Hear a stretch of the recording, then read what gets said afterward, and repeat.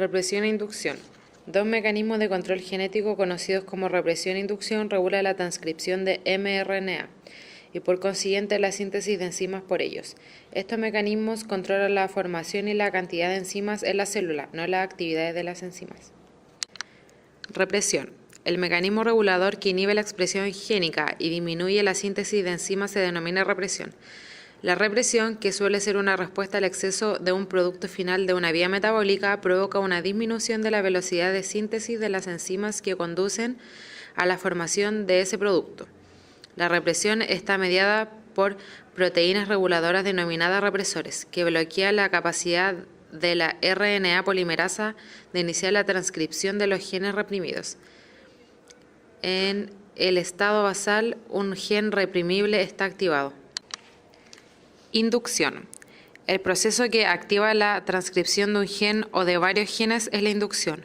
Una sustancia que induce la transcripción de un gen se denomina inductor y las enzimas que se sintetizan en la presencia de inductores son enzimas inducibles. Uno de estos genes codifica la enzima beta-galactosidasa, que fracciona el sustrato lactosa en dos azúcares simples, glucosa y galactosa. La lactosa es convertida en la célula en el compuesto relacionado a la lactosa, que es el inductor para estos genes. Por ende, la presencia de la lactosa induce indirectamente a las células a que sinteticen más enzima. En el estado basal, un gen inducible está inactivado. El modelo del operón de la expresión génica.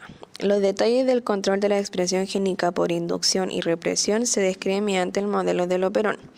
El modelo se basa en estudios de la inducción de las enzimas del catabolismo de la lactosa en Escherichia coli. Además de la beta-galactosidasa, estas enzimas incluyen la lactopermeasa, que participa en el transporte de la lactosa a la célula, y la transacetilasa, que metaboliza ciertos disacáridos distintos de la lactosa. Los genes para las tres enzimas que participan en la captación y la utilización de la lactosa están próximos entre sí en el cromosoma bacteriano y se regulan juntos. Estos genes que determinan las estructuras de las proteínas se denominan genes estructurales, para distinguirlos de la región de control contigua en el DNA. Cuando se introduce lactosa en un medio de cultivo, todos los genes estructurales LAC se transcriben y traducen de forma rápida y simultánea.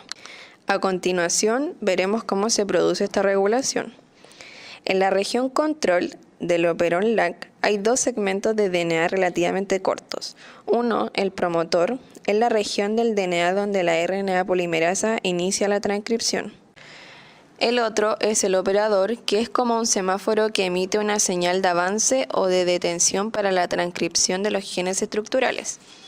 Un conjunto de sitios operadores y promotores y los genes estructurales que ellos controlan es lo que define un operón.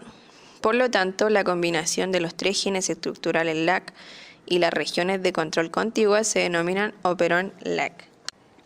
En el DNA bacteriano, cerca del operón LAC, se ubica un gen regulador denominado gen 1, que codifica una proteína represora. Cuando la lactosa está ausente, la proteína represora se une firmemente al sitio operador. Esta unión impide que la enzima de RNA polimerasa transcriba los genes estructurales adyacentes. En consecuencia, no se forma RNA mensajero y no se sintetizan enzimas. En cambio, cuando la lactosa está presente, parte de ella es transportadora al interior de las células y convertida en el inductor a la lactosa. El inductor se une a la proteína represora y la altera de modo que no puede unirse al sitio operador. En ausencia de una proteína represora unida al operador, la RNA polimerasa puede transcribir los genes estructurales en RNA mensajero, que luego se traduce en enzimas. Esta es la razón por la que en presencia de lactosa se producen enzimas. Se dice que la lactosa induce la síntesis de la enzima y el operón LAC se denomina operón inducible. En los operones reprimibles, los genes estructurales se transcriben hasta que ellos se desactivan o se reprimen.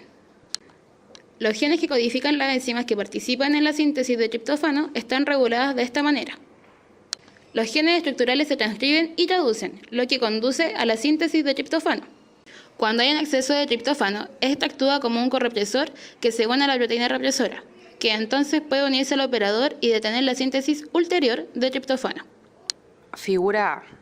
Las bacterias que crecen en presencia de glucosa como única fuente de carbono lo hacen más rápido que en presencia de la lactosa. Figura B. Las bacterias que crecen en un medio que contiene glucosa y lactosa consumen primero la glucosa y luego, después de un breve periodo estacionario, la lactosa.